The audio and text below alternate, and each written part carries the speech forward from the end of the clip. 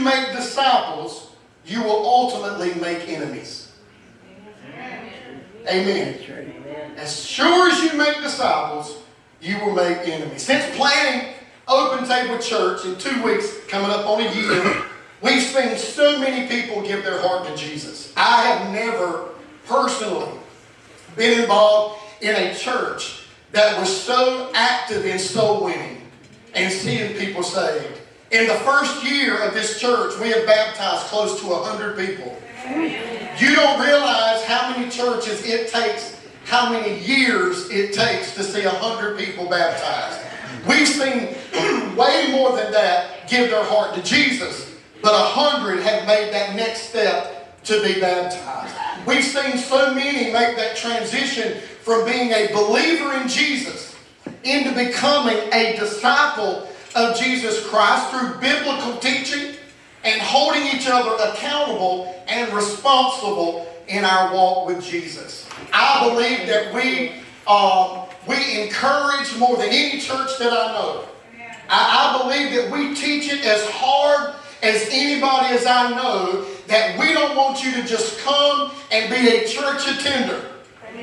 We want you to come and first be a believer in Jesus, and then as God transforms your life, become a disciple of Jesus Christ, which shows discipline in your everyday walk.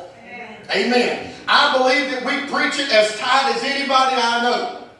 And so it's not that we just come and we gather and we get a big crowd. I'm going to tell you what the Lord shared with me earlier this week while I was studying, because I was asking God as I was praying, I was like, what's the difference in this church and every other church that I pastor? Because this is just a different feel. It's a different culture. It's a different environment. It's a whole different thing than any church that I've ever pastored over a lot of years. And this is kind of what me and God reasoned together. We've always been able to gather a crowd.